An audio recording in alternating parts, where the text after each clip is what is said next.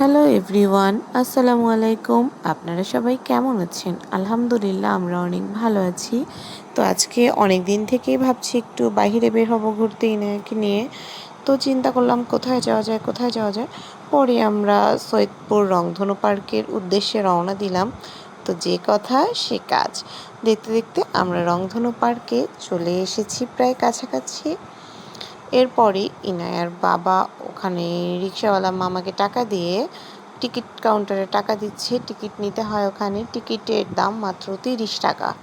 তো তারপরে ওরা বাবা মেয়ে দুজনেই দেখেন কি সুন্দর হেঁটে হেঁটে হেঁটে হেঁটে আসছে, আর আমাকে ক্যামেরাম্যান হিসাবে রেখে দিয়েছে।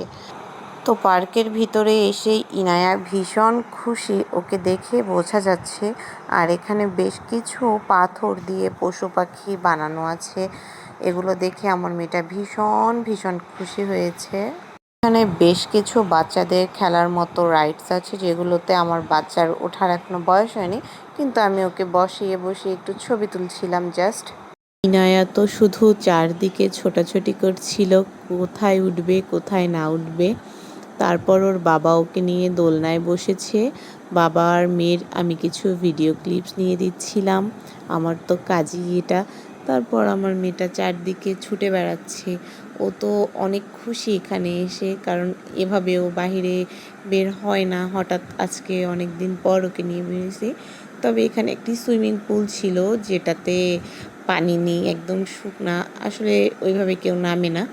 তারপর এখানে অনেক বড় একটা জিরাফ ছিল, যেটা দেখি ইনায়া ভীষণ ভয় পাচ্ছিল। ওর বাবাকে বলছে আমাকে নামায় দাও। তারপরে দুইটা হাতি ছিল, এটা দেখেও অনেক ভয় পাইছে। তারপর ওকে একটা ছোট্ট দোলনায় বসাই দিছি, ওটাতে উঠে অনেক খেলা করছিল, হাসছিল।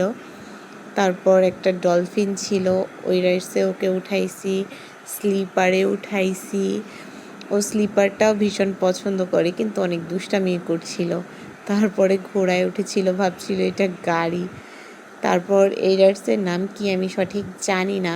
এটাতে ওঠার পর টয় ট্রেনগুলোতে উঠছিল। এই সাইডে ছিল নৌকার কিছু রাইডস, যেগুলোতে আমার মেয়ে বা আমরা কেউ উঠতে পারবো না। তারপর আমরা এখন ঘোরাঘুরি শেষ, প্রায় সন্ধে হয়ে আসছে, তাই বাসার উদ্দেশ্যে রওনা দিচ্ছিলাম। কিন্তু ওর বাবা বলল বাহিরে আসছি, কিছু খাওয়া দাওয়া না করে যাওয়া যায়। তারপর আমরা প্লাজাতে আসি, এখানে একটা আচারের দোকান আছে, যেটার আচার ভীষণ মজা, মানে বলে বোঝার মতো না। তারপর আমরা কিছু আচার কিনে নিই। এরপরে আমরা আসি ফুচকার দোকানে ফুচকা খেতে। এখানে এসে আমার মেয়ের ভীষণ পানির তেষ্টা পায়।